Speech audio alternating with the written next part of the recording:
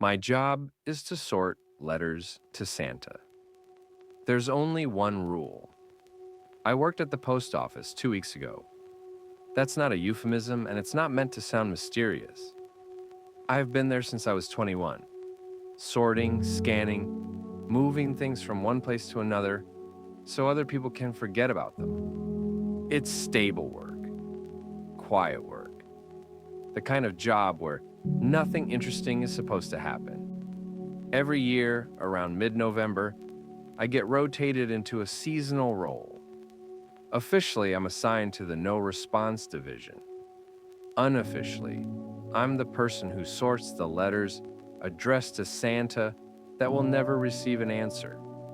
Most people don't realize how many of those come in. Kids still write physical letters, parents still encourage it, schools still make it an activity. By the time those envelopes reach us, they're already dead ends. Addresses that don't exist, names that aren't real, return labels written in blocky pencil handwriting. The machinery flags them automatically. They get pulled before routing and dropped into our department. We don't respond to them.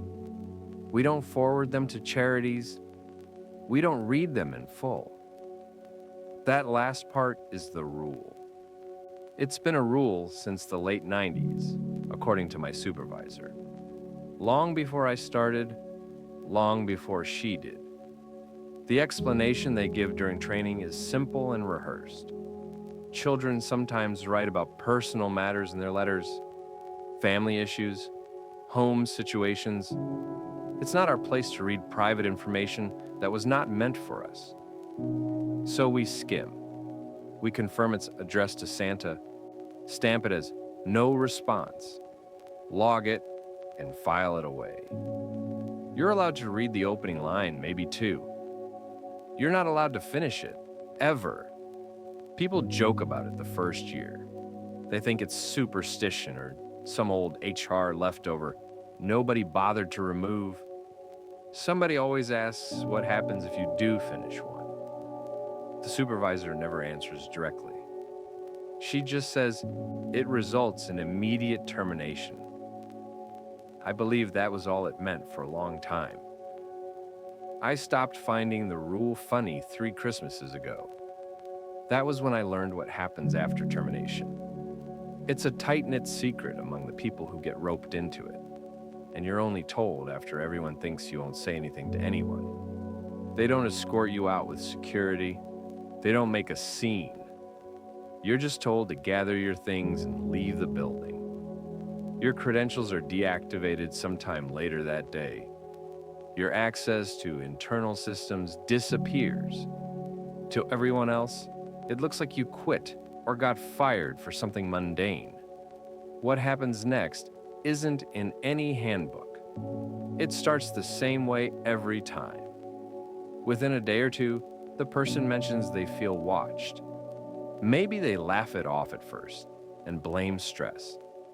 Then, they describe something taller than it should be, standing too far away to make sense.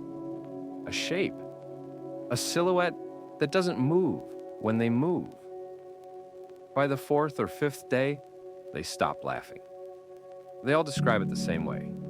A black figure, at least 12 feet tall, proportion wrong, hands stretched to its shins, standing upright like it's pretending to be human. It wears a Santa hat, a real one, red, white trim, cheap felt.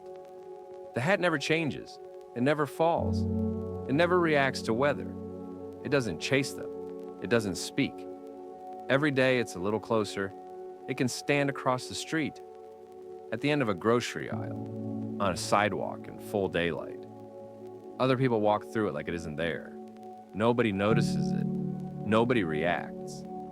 That's how they know it's meant only for them. The stalking lasts 12 days. On the 13th, they die. The post office doesn't acknowledge the connection. Officially, those people suffer unrelated accidents or medical emergencies. Unofficially, nobody in no response breaks the rule anymore. Except I did. Because some of the letters aren't normal. Every once in a while, rare, but often enough that we dread it, you find a crumpled envelope sealed with red wax instead of glue. No postage, no return address. Just a name written carefully in pencil, as if the writer didn't want to risk spelling it wrong. Those letters are the reason the rule exists. We're meant to set them aside in a locked drawer and alert supervision immediately. No logging, no scanning. They are taken at the end of the month. Every single one of them is addressed to Santa. I'd seen 11 in my entire career before last week. The 12th had my nephew's name on it. Same first name, same last name. Even the way the pencil curved on the first letter looked wrong in a familiar way. My brother has a 7-year-old son. He writes his name the same way on birthday cards, too big at the front, trailing smaller letters like he gets tired halfway through. I didn't open it right away. I stood there for a long time staring at the seal, telling myself coincidences happen and kids share names. I told myself that red wax meant nothing, that plenty of children have uncles who work at the post office. I used a sick day and left immediately and drove straight to my brother's house. He laughed when I told him the envelope, told me I was overthinking it, said his kid probably found his wax stamp he used for work and wanted to be fancy. When I asked if his son had written a letter to Santa recently, his smile faded just a little. He said yes, but he didn't see anything alarming. Just the usual stuff. Toys, candy, video games. He asked why I cared so much. I didn't have an answer that didn't sound insane. That night, I dreamed about the drawer at work. It was open, and the letter was gone. The next morning, I broke the rule. I told myself I'd only read enough to confirm it wasn't really his. I told myself I'd stop if it got personal. I told myself I wouldn't finish it. I was wrong. The letter was written in pencil, neat but deliberate. No spelling mistakes, no childish phrasing. It thanked Santa. It thanked him for the last gift. Not for toys or games, but for a piece of candy that had made Mommy stop crying. It said Santa had been right, that doing the bad thing worked and nobody knew. It promised that this time would be even better, that stealing wouldn't be enough, and hurting animals felt too small now that he understood what Santa really wanted. It listed sins like chores. It ended by asking what Santa wanted next, because Christmas was coming and he wanted to be a good boy. I don't remember putting the letter down. I only remember my supervisor standing behind me, telling me to hand over my badge.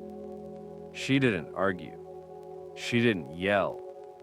She looked tired, like she'd seen this exact situation before and hated it every time.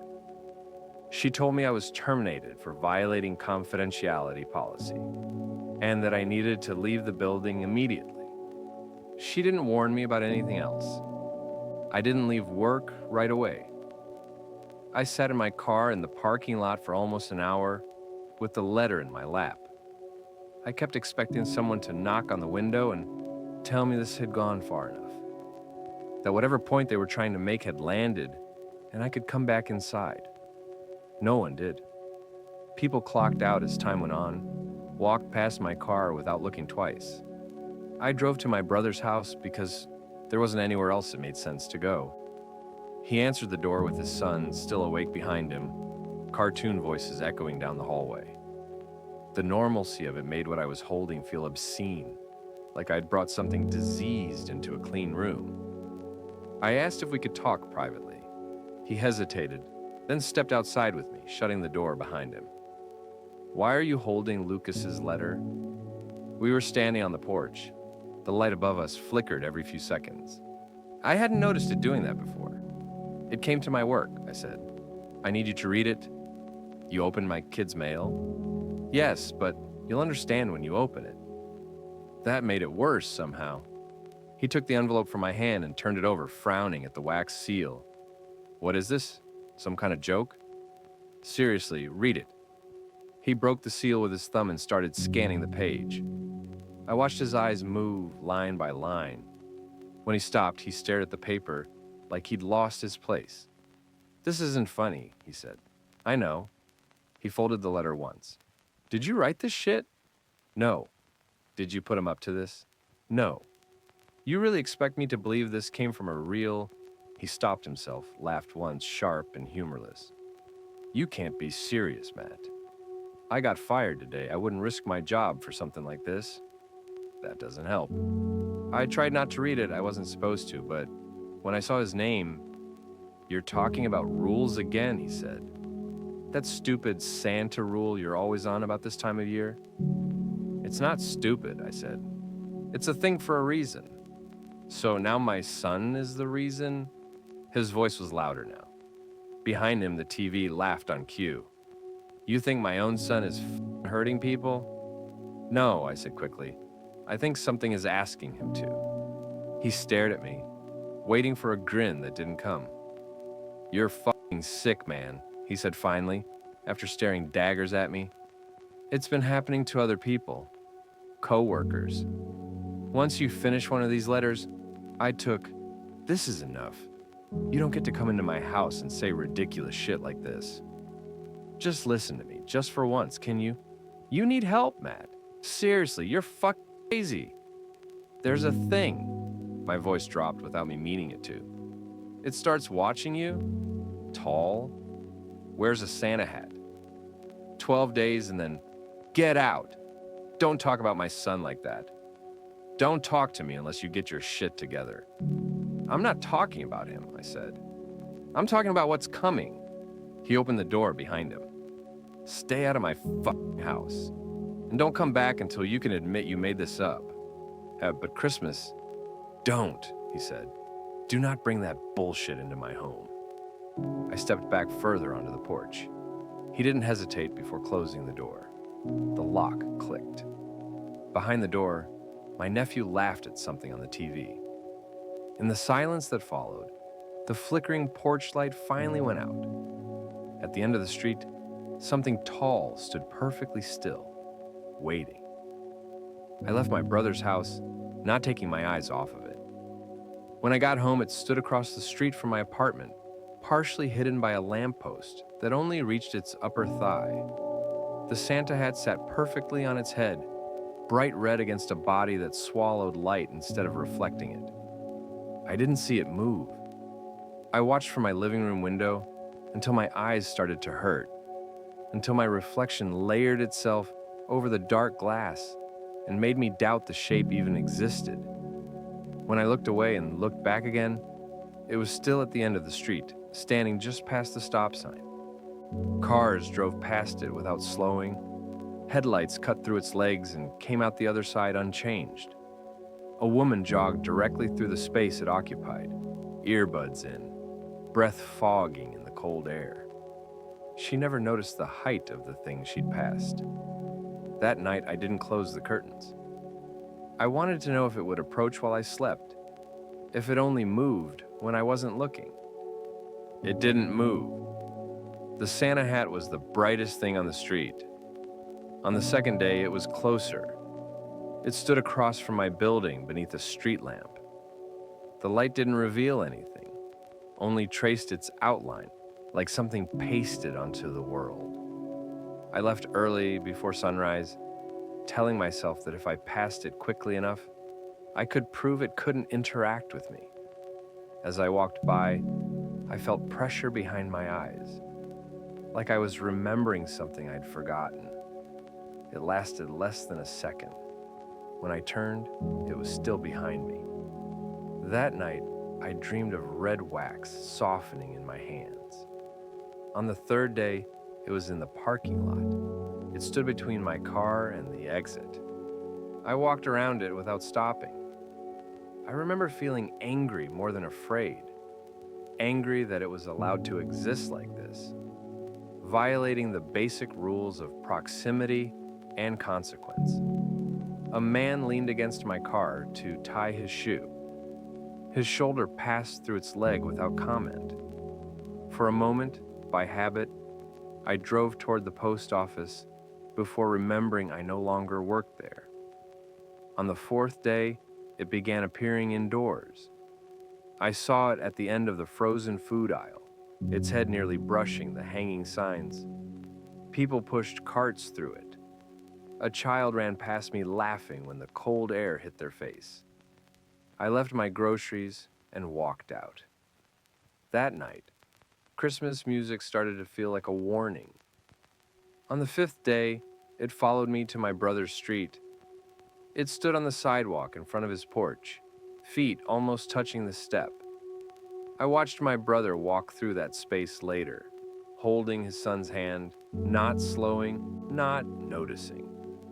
The porch light turned on, the door closed, the thing didn't leave. On the sixth day, I stopped trying to explain. I called the non-emergency line, a therapist, anyone who might give this a shape that wasn't fatal. I talked about stress, unemployment, anxiety. Everyone heard exactly what they needed to hear. That night, it stood at the edge of my building's lot, closer than before. I closed the curtains for the first time and still woke up, convinced something brushed the walls. On the seventh day, it was in the elevator to my apartment. The doors opened and it was already there, folded just enough to fit. A woman stepped in beside me and leaned against its leg without realizing it, frowning slightly at the unexpected cold. I got off 2 floors early. The rest of the ride creaked like it was carrying more weight than it should. On the 8th day, it appeared in reflections first, in the dark screen of my phone, in the microwave door, always behind me. When I turned, it was in the room where it needed to be to remain just out of reach. I never heard it breathe. On the 9th day, it stopped giving me space. I turned corners and almost walked into it. I started holding my hands out in front of me, afraid of colliding with it like misplaced furniture. That night, it stood at the foot of my bed and leaned forward just enough to make the Santa hat dip. I didn't sleep. On the 10th day, I tried to leave the city. I drove until the roads thinned and the lights fell away. I locked myself in a rest stop bathroom just to breathe. It waited by the sinks. I turned around and went home. On the 11th day, it no longer followed me. It waited in places before I arrived, positioned where it made sense, as if it had always been part of the layout. If it has eyes, I never saw them. If it has a face, I don't think I would survive seeing it. On the 12th day, it stood in my bedroom, not at the foot of the bed, closer. It bent at the waist until its head filled my vision. I smelled wax. I smelled paper. The Santa hat slid forward just enough that I thought I might finally see what was underneath. Then it folded itself back into the corner, impossibly small, and waited with me until morning. Tomorrow is the 13th day. He's standing just a few feet in front of me now. I'm going to die tomorrow night. I need help. Anything. Please.